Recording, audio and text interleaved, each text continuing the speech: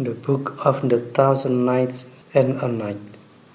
In the name of Allah, the Compassionating, the Compassionate. Praise be to Allah, the Beneficent King, the Creator of the universe, Lord of the three worlds, who set up the firmament without pillars in its stead, and who stretched out the earth even as a bed, and grace and prayer blessing be upon our Lord Muhammad, Lord of apostolic men, and upon his family and companion train. Prayer and blessings enduring, and grace which unto the day of doom shall remain. Amen. O you of the three worlds sovereign. And afterwards, verily, the words of those gone before us have become instances and examples to men of our modern day, that folk may view what admonishing chances befall other folk and may therefrom take warning, and that they may pierce the annals of antique peoples and all that hath betided them, and be ruled and restrained. Praise therefore be to him who hath made the histories of the past and an admonition unto the present. Now of such instances are the tales called Thousand Nights and a Night, together with their formed legend and wonders.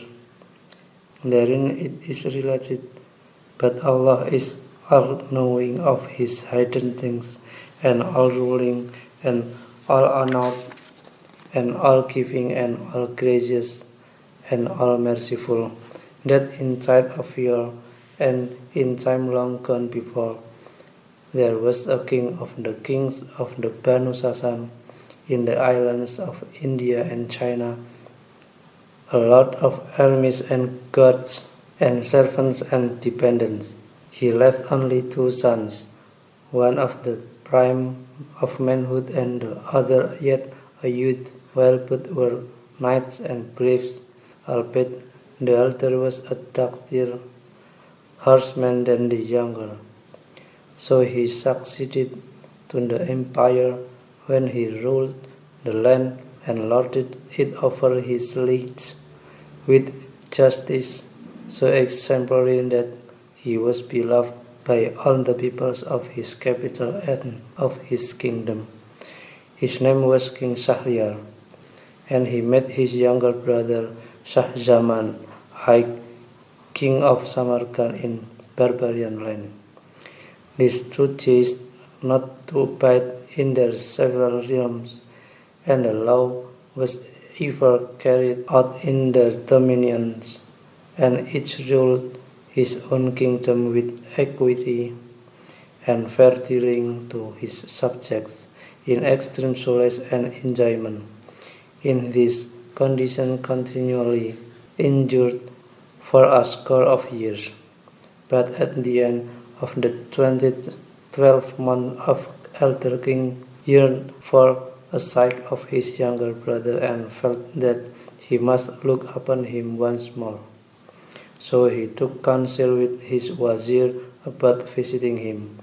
But the minister, finding the project unadvisable, recommended that a letter be written and a present be sent under his charge to the younger brother with an invitation to visit the elder. Having accepted this advice, the king forthwith bade prepare handsome gifts such as horses with saddles of gem-encrusted gold, Mamluks or white slave girls, beautiful handmaids, high-breasted virgins, and splendid stuffs and costly. He then wrote a letter to Shah Zaman expressing his warm love and great wish to see him, ending with these words: "We therefore hope of the favor and affection of the beloved brother that he will condescend to bestir himself and turn his face uswards. Furthermore, we have sent our wazir to make all ordinance for the march, and our one and only desire is to see you ere we die. But if you delay or disappoint us, we shall not survive the blow. Herewith peace be upon you. Then King Shahryar, having sealed the missive and given it to the wazir with the offerings aforementioned, commanded him to ascertain his skirts and strain his strength and make all expedition in going and returning. Hearkening and obedience, quoth the minister, who fell to making ready without stay and packed up his loads and prepared all his requests without delay. This occupied him 3 days, and on the dawn of the 4th he took leave of his king and marched right way over desert and hillway, stony waste, and pleasantly without halting by night or by day. But whenever he entered a realm whose ruler was subject to his suzerain, where he was greeted with magnificent gifts of gold and silver, and all manner of pleasant fare and rare, he would tarry there 3 days, the term of the guest right, and when he left on the 4th, he would be honorably escorted for a whole day's march. As soon as the wazir drew near Shah Jaman's court in Samarkand, he dispatched to report his arrival one of his high officials, who presented himself before the king, and kissing ground between his hands, delivered his message. Hereupon the king commanded sundry of his grandees and lords of his realm to fare forth and meet his brother's wazir at the distance of a full day's journey, which they did, greeting him respectfully and wishing him all prosperity, and forming an escort and a procession. When he entered the city, he proceeded straightway to the palace, where he presented himself in the royal presence, and after kissing ground and praying for the king's health and happiness and for victory over all his enemies, he informed him that his brother was yearning to see him, and prayed for the pleasure of a visit. He then delivered the letter with Shah Jaman from his hand and read. It contained sundry hints and allusions which required thought. But when the king had fully comprehended its import, he said, I hear and I obey the commands of the beloved brother, adding to the wazir, but we will not march till after the 3rd day's hospitality. He appointed for the minister fitting quarters of the palace, and pitching tents for the troops, rationed them with whatever they might require of meat and drink and other necessaries. On the 4th day he made ready for wayfare and got together sumptuous presents befitting his elder brother's majesty, and established his chief wazir viceroy of the land during his absence. Then he caused his tents and camels and mules to be brought forth and encamped with their bales and loads, attendants and guards, within sight of the city, in readiness to set out next morning for his brother's capital.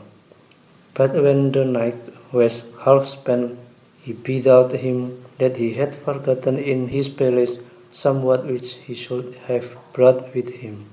So he returned privately and entered his apartments, where he found the queen, his wife, asleep on his own carpet bed, embracing with both arms a black cook of loathsome aspect of full with kitchen grease and grime. When he saw this, the world waxed black before his sight, and he said, "If such case happen while I am yet within sight of the city, what will be the doings of this damned war during my long absence at my brother's court?" So he drew his scimitar and, cutting the two of 4 pieces with a single blow, left them on the carpet and returned presently to his camp without letting anyone know of what had happened. Then he gave orders for immediate departure and set out at once and began his travel. But he could not help thinking over his wife's treason, and he kept ever saying to himself, "How could she do this deed by me? How could she work her own death?" Till excessive grief seized him, his color changed to yellow, his body waxed weak, and he was threatened with a dangerous malady, such an one as praying men to die. So the wazir shortened his stage and tarried along at the watering stations and did his best to solace the king. Now, when Shah Zaman drew near the capital of his brother, he dispatched one couriers and messengers of glad tidings to announce his arrival. And Shahryar came forth to meet him with his wazirs and emirs, lords and grandees of his realm, and saluted him and joyed with exceeding joy, and caused the city to be decorated in his honor. When, however, the brothers met, the elder could not but see the change of complexion in the younger, and questioned him of his case, whereto he replied, "This caused by the travel of wayfare, and my case needs care. For I have suffered from the change of water and air, but Allah be praised for reuniting me with a brother so dear and so rare." On this wise he dissembled and kept his secret, adding, "O King of the time and Caliph of the tides, only toil and moil have tinged my face yellow with bile, and hath made my eyes sink deep in my head."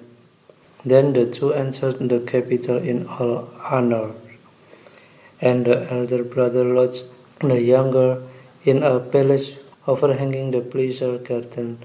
And after a time, seeing his condition still unchanged, he attributed it his separation from his country and kingdom. So he let him wend his own ways, and asked no questions of him, till one day when he again said, "O my brother, I see you art grown weaker of body and yellower of color." "O my brother," replied Shah Zaman, "I have an internal wound." Still he would not tell him what he had witnessed in his wife. Thereupon Shahryar summoned doctors and surgeons and bade them treat his brother according to the rules of art, which they did for a whole month. But their sherbets and potions at naught availed, for the wound dwelt upon the deed of his wife, and despondency instead of diminishing prevailed, and witchcraft treatment utterly failed. One day his elder brother said to him, "I am going forth to hunt and course, and to take my pleasure and pastime. Maybe this would lighten your heart." Shah Zaman, however, refused, saying, "O my brother, my soul yearns for naught of this sort, and I entreat your favor to suffer me tarry quietly in this place, being wholly taken up with my malady." So King Shah Zaman passed his night in the palace, and next morning, when his brother had fared forth, He removed from his room and sat him down at one of the lattice windows overlooking the pleasure grounds. And there he abode thinking with satisfaction over his wife's betrayal, and burning sight issued from his tortured breast. And as he continued in this case, lo, a pasture of the palace, which was carefully kept private, swung open, and out of it came 20 slave girls, surrounding his brother's wife, who was wondrous fair, a model of beauty and comeliness and symmetry and perfect loveliness, and who passed with the grace of a gazelle which panted for the cooling stream. Thereupon Shahjaman drew back from the window, but he kept the baby inside, espying them from a place whence he could not be espied. And they walked under the very lattice and advanced a little way into the garden till they came to a jetting fountain, middlemost a great basin of water. Then they stripped off their clothes, and behold, 10 of them were women, concubines of the king, and the other 10 were white slaves. Then they all paired off each with each, but the queen, who was left alone, presently cried out in a loud voice, "Hear to me, O my lord Said," and then sprang with a drop leap from one of the trees, a big slumbering blackamoor with rolling eyes, which showed the whites and truly high to sight. He walked boldly up to her and threw his arms round her neck, while she embraced him as warmly. Then he pushed her, and winding his legs round hers, as a button loop clasps a button, he drew her and enjoyed her. One likewise did the other slaves with the girls, till all had satisfied their passions, and they ceased not from kissing and clipping, coupling and caressing till they began to wane. When the Mamluks rose from the damsels' bosoms, and the blackamoor slave dismounted from the queen's breast, the men resumed their disguise, and all, except the negro who swarmed up the tree, entered the palace and closed the postern door as before. Now when Shahjaman saw this conduct of his sister-in-law, he said in himself, "By Allah, my calamity is lighter than this. My brother is a greater king among the kings than I am. Yet this infamy got in his very palace, and his wife is in love with that filthiest of filthy slaves." But this only showed that they all do it, and that there is no woman but who cuckolded her husband. Then the curse of Allah upon one and all, and upon the fools who lean against them for support, or who place the reins of conduct in their hands. So he put away his melancholy and despondency, regret and repine, and allayed his sorrow by constantly repeating those words, adding, "'Tis my conviction that no man in this world is safe from their malice." When supper time came, they brought him the trays, and he ate with voracious appetite, for he had long refrained from meat, feeling unable to touch any dish, however dainty. Then he returned grateful thanks to Almighty Allah, praising Him and blessing Him. And he spent a most restful night, it having been long since he had savored the sweet food of sleep. Next day he broke his fast heartily and began to recover health and strength, and presently regained excellent condition. His brother came back from the chase 10 days after, when he rode out to meet him, and they saluted each other. And when King Shahryar looked at King Shahjaman, he saw how the hue of health and returned to him, how his face had waxed ruddy, and how he ate with an appetite after his late scanty diet. He wondered much and said, "O my brother, I was so anxious that you would join me in hunting and chasing, and would take your pleasure and pastime in my dominion." He thanked him and excused himself. Then the two took horse and rode into the city, and when they were seated at their ease in the palace, the food trays were set before them, and they ate their sufficiency. After the meats were removed, and they had washed their hands, King Shahryar turned to his brother and said, "My mind is overcome with wonderment at your condition. I was desirous to carry you with me to the chase, but I saw you change in hue, pale and wan to view, and in sore trouble of mind too. But now, Alhamdulillah, glory to be God, I see you natural color had returned to your face and ear, and that you are again in the best of case.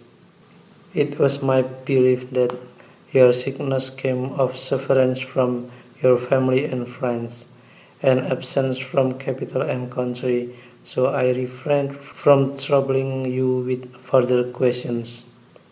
But now I beseech you to expound to me that the cause of your complaint and your change of color, and to explain the reason of your recovery, and the return to the ruddy hue of health which I am wont to view. So speak out and hide not." When Shahjaman heard this, he bowed groundwards a while his head, then raised it and said, "I will tell you what caused my complaint and my loss of color, but excuse my acquainting you with the cause of its return to me and the reason of my complete recovery. Indeed, I pray you not to press me for a reply," said Shahryar, who was much surprised by these words. "Let me hear first what produced your pallor and your poor condition." "Know then, O my brother," rejoined Shahjaman, "that when you sentenced your wazir with the invitation to place myself between your hands, I made ready and marched out of my city, but presently I minded me, having left behind me in the palace a string of jewels intended as a gift to you. I returned for it alone, and found my wife on my carpet bed in the arms of a hideous black cook. So I slew the twain and came to you. Yet my thoughts brooded over this business, and I lost my bloom and become weak. But excuse me if I still refuse to tell you what was the reason of my complexion returning." Shahryar shook his head, marveling with extreme marvel, and with the fire of wrath flaming up from his heart, he cried, "Indeed, the malice of woman is mighty." Then he took refuge from them with Allah and said, "In very sooth, O my brother, you has escaped many an evil by putting your wife to death, and right excusable where you writhe and grieve for such mishap. which never yet be filled, crowned king like you. By Allah, had the case been mine, I would not have been satisfied without slaying 1,000 women, and that way madness lies. But now, praise be to Allah who hath tempered to you your tribulation, and needs must you acquaint me with that which so suddenly restored to you complexion and health, and explain to me what caused this concealment. O King of the age, again I pray you excuse my so doing. Nay, but you must. I fear, O my brother, lest the recital cause you more anger and sorrow and afflicted me. That were but a better reason, quoth Shahryar, for telling me the whole story, and I conjure you by Allah not to keep back aught from me. Thereupon Shah Zaman told him all he had seen, from commencement to conclusion, ending with these words: When I beheld your calamity and the reason of your wife, O my brother, and I reflected that you are in years my senior and in sovereignty my superior, mine own sorrow was belittled by the comparison, and my mind recovered tone and temper. So throwing off melancholy, and thus I speedily regained wealth and strength. Such is the truth and the whole truth. When King Shahryar heard this, he waxed wroth with exceeding wrath, and rage was like to string him. But presently he recovered himself and said, O my brother, I would not give you the lie in this matter, but I cannot credit it till I see it with mine own eyes. And you would look upon your calamity, quoth Shah Zaman. Rise at once and make ready again for hunting and coursing, and then hide yourself with me. So shall you witness it, and your eyes shall verify it. True, quoth the king, whereupon he let make proclamation of his intent to travel, and the troops advanced forth without the city, camping within sight, and Shahryar sailed out with them and took seat amidmost his host, bidding the slaves admit no man to him. When night came, and he summoned his wazir and said to him, Sit you in my stead, and let none wot of my absence till the term of 3 days.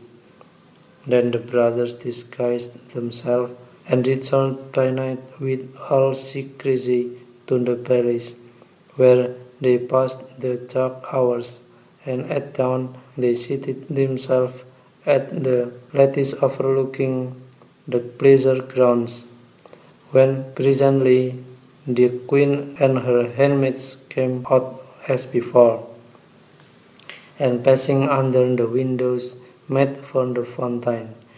Here they stripped 10 of them, being meant to 10 women, and the king's wife cried out, Where are you, O Sa'id? The hideous blackamoor dropped from the 3 ways, and from the 3 straight way, and rushing into her arms without stay or delay, cried out, I am Sa'ad al-Din Sa'ud. The lady laughed heartily, and all fell to satisfying their lust, and remained so occupied for a couple of hours. Then the white slaves rose up from the handmaidens' breasts, and the blackamoor dismounted from the queen's bosom. Then they went into the basin, and after performing the ghusl or complete ablution, donned their dresses and retired as they had done before. When the king Shahryar saw his infamy of his wife and concubines, he became as one distraught, and he cried out, "Only in utter solitude can man be saved from the doings of this vile world. By Allah, life is naughty, but one great wrong."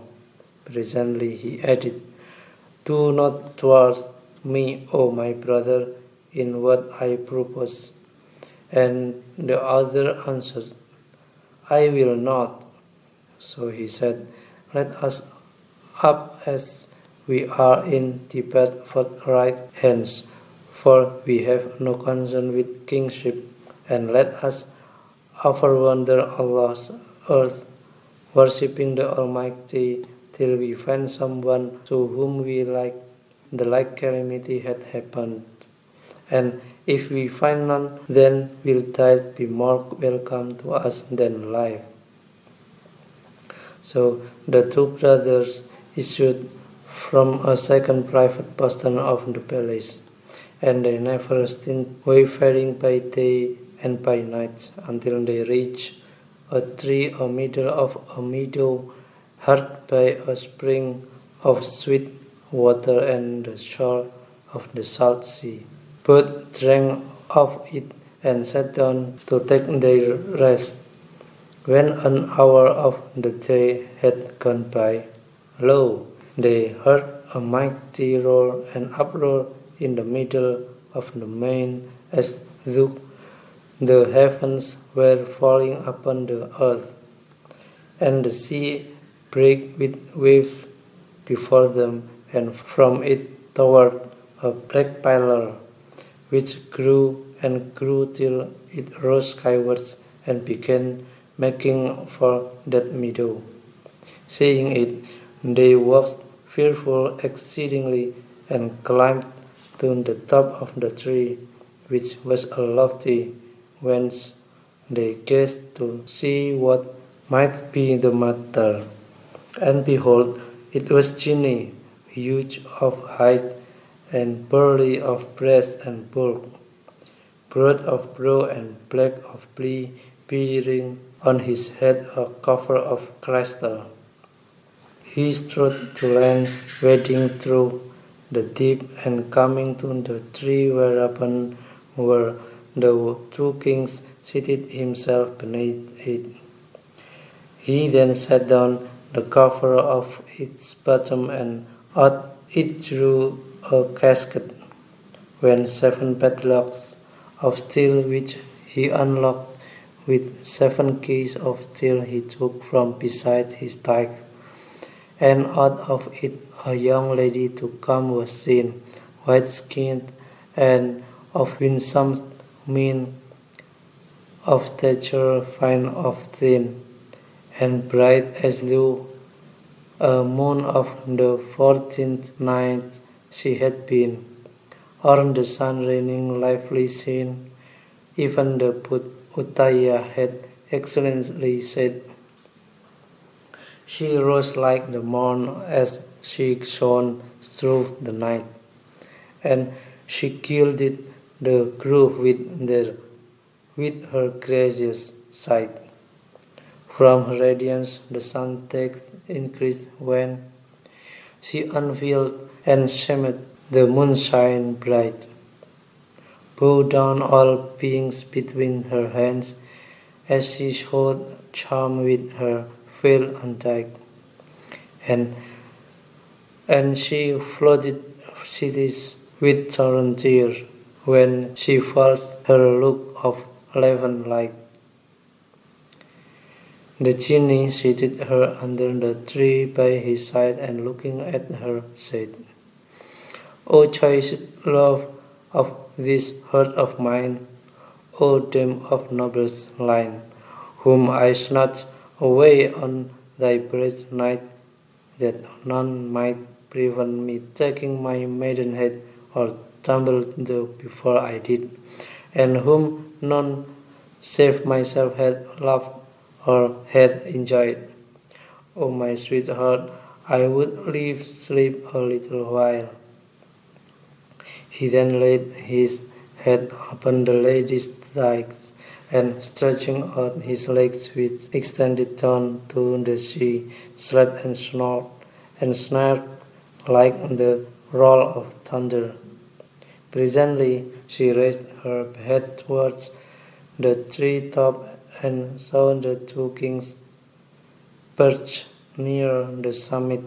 Then she softly lifted off her lap the genie spot which she was tired of supporting and placed it upon the ground.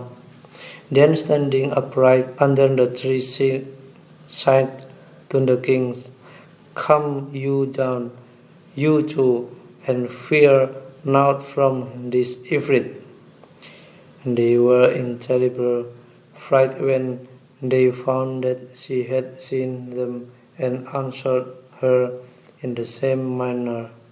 "Allah upon you and by your majesty, O lady, excuse us from coming down." But she rejoined by saying, "Allah upon you both, that you come down forthright, and if you come not, I will rouse upon you my husband, this Ifrit, and he shall do you to die by the illest of death." And she continued making signals to them. So being afraid, they come down to her, and she rose before them and said, "Stroke me a stronger stroke, without stay or delay, otherwise will I arouse and set upon you this Ifrit who shall slay you straightway."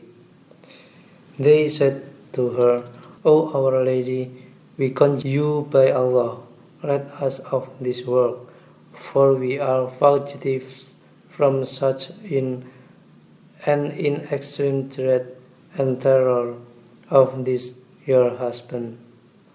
How then can we do it in such a way as you desire?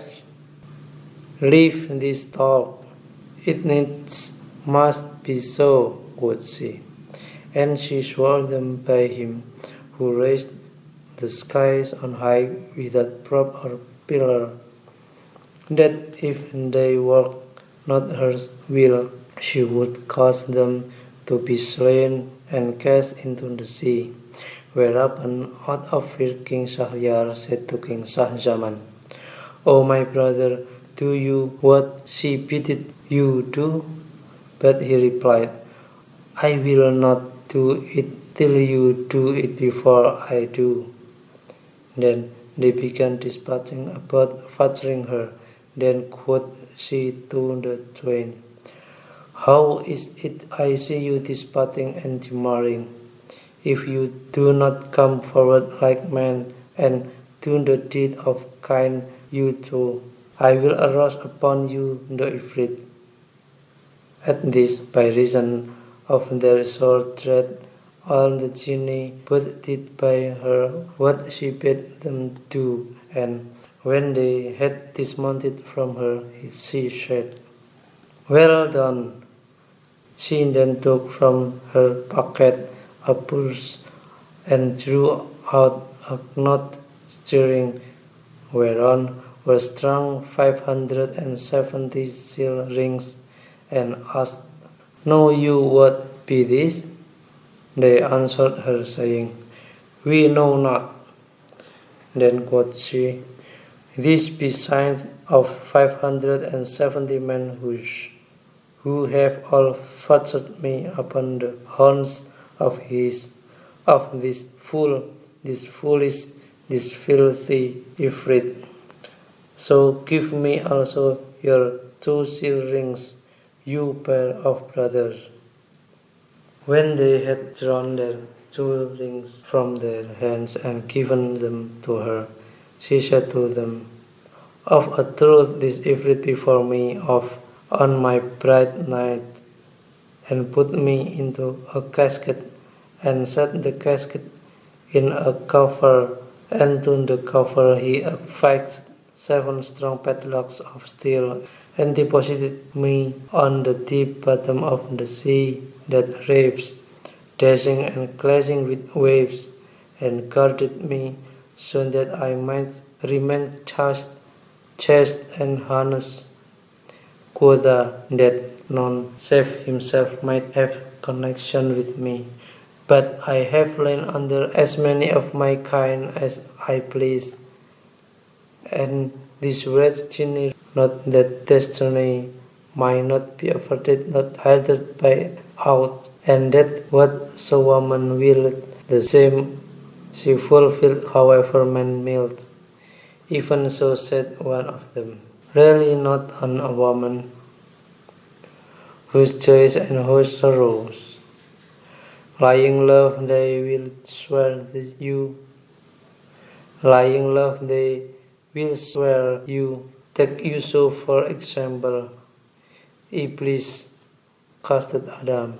Trust not to their hearts, are hung to their parts. Whence guile near departs, we are slight and we are smart. See you not through their arts. And another said, Still your blame, man. 'Twill drive to a passion without bound. My fault is not too so heavy as fault in it has found. If true lover I become, then to me three comes not, save what happened unto many in the bygone stone. For wonderful is he and right worthy of our praise, who from female weights kept him safe and kept him sound. Hearing these words, they marveled with exceeding marvel, and she went from them to the Ifrit, and taking up his head and on her thigh as before, said to them softly, Now, when your ways and bear yourself beyond the bounds of his malice. So they fared forth, saying either to other, Allah, Allah, and there be no majesty and there be no might save in Allah. And the glorious, the great, and with him we seek refuge from woman's malice and slate. For of a truth it hath no mate in might. Consider, O my brother, the ways of this marvelous lady with an Ifrit who is so much more powerful than we are. Now, since there had happened to him greater mishap than that which befell us, and which should bear us abundant consolation, so return we to our countries and capitals, and let us decide never to intermarry with womankind, and presently we will show them what will be our action. Thereupon they rode back to the tents of King Shahryar, which they reached on the morning of the third day, and having mustered the wazirs and emirs and chamberlains and high officials, he gave a robe of honor to this viceroy and issued orders for an immediate return to the city. There he set him upon his throne and sending for the chief minister, the father of the two damsels who, inshallah, will presently be mentioned, he said, I command you to take my wife and smite her to death, for she hath broken her plight and her faith. So he carried her to the place of execution, did her die.